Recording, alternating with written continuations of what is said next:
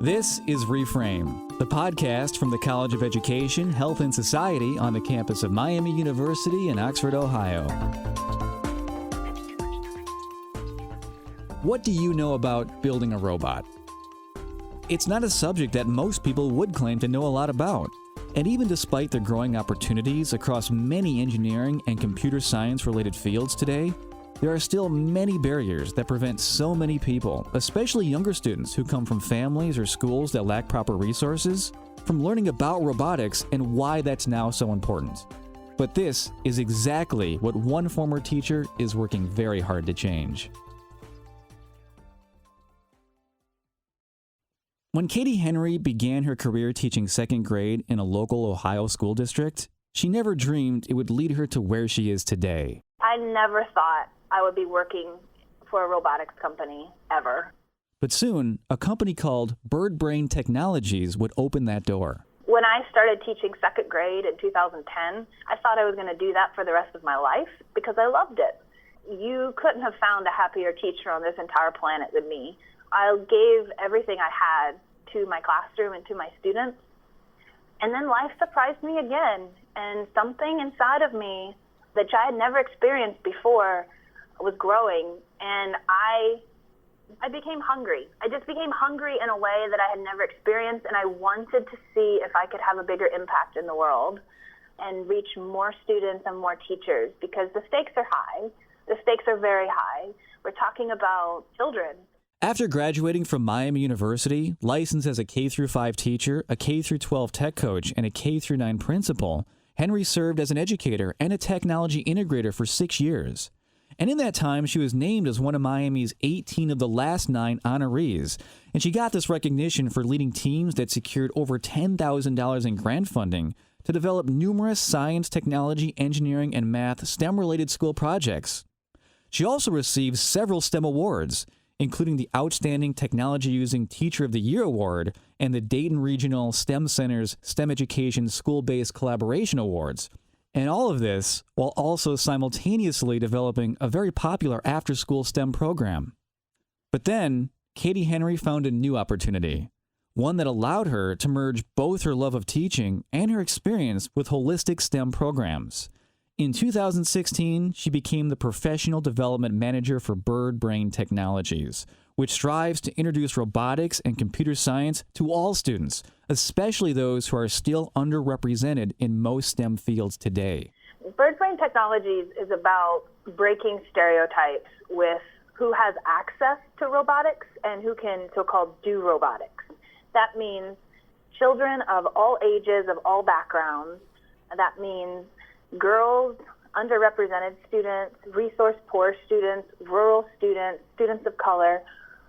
All students have an opportunity to not only program a robot, but to build a robot. And that's very important in the 21st century, to demystify what goes into advanced electronics. Funded in part by the National Science Foundation, Birdbrain Technologies helps nurture the type of learning that's limited only by the imaginations of those involved. Art, math, science, even literature, nothing is left out as students and teachers work together using highly versatile robotics kits to build interdisciplinary projects that solve creative and technical problems. It is a game changer in the world of cross-curricular robotics, and I am very, very excited to bring this product to the world. And as the Professional Development Manager, she literally does just that.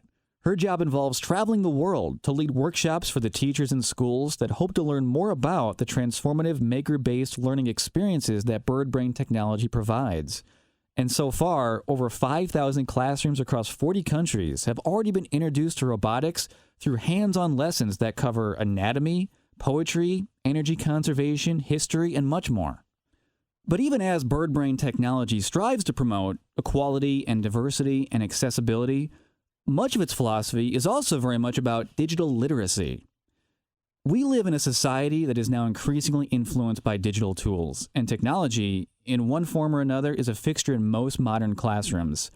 However, that does not mean that this technology is always designed or used in a way that benefits the students. So educators need to be intentional about the technologies they do choose, and Henry is very concerned with helping teachers understand the kinds of tools that will create the best learning experience possible? I am passionate about protecting children of all ages from devastating practices with educational technology, and I say devastating practices with purpose. I believe that there are so many children who are being isolated with iPads, isolated with Chromebooks, isolated with screens of some kind and some app or software program in the name of student-centered learning. And the truth is, when a teacher isolates a child with a screen, the child is actually not alone. The teacher has given over the control of the learning, oftentimes to the engineer who designed that learning experience, and you hope that that learning experience was informed by teachers, was informed by real-world experience with classroom instruction. Some software, she cautions, is primarily designed to collect student data, for example. Other products may be purely developed and driven by profit, and with little regard for the educational value it may or may not deliver.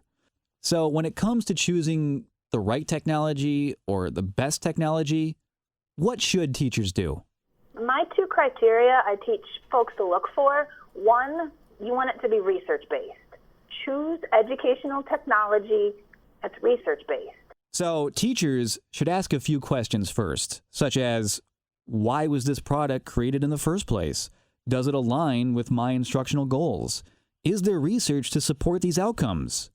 The key, Henry explains, is to try and distinguish between what are research-backed claims and just sensational marketing. After you choose research-based technology, then you want to evaluate it for its adaptability. How easy is it to get started, and what does mastery look like? So the low floor, high ceiling. Easy to get started, hard to master. Tools which have these criteria will naturally differentiate in your classroom, and you will find multiple entry points for all types of learners. Finally, if the classroom budget is limited, it's also critical, she says, to look for hardware that can meaningfully integrate with products from other companies. That is, hardware that does not rely on the need to purchase additional products or extra services. You want tools that allow children to truly create. If you buy a toolkit, whether that's software or hardware, and the only way that a child can engage with that tool is by buying extensions, in-app purchases, or other proprietary software or hardware that only works with that original kit, you've probably purchased something that's helping somebody get rich. But if you use tools in your classroom that are designed to work with other tools not manufactured by that original company, you made a wise choice. You're putting your child in charge of their own learning. You're helping the child to construct their own learning. You're serving your purpose as an educator, which is to provide the very best for your students that you can. Katie Henry can be reached online at katiedays.com. That's KATIEDAYS.com and at Katie Henry Days. And many more episodes of our podcast can be found online for free right now on SoundCloud and on iTunes.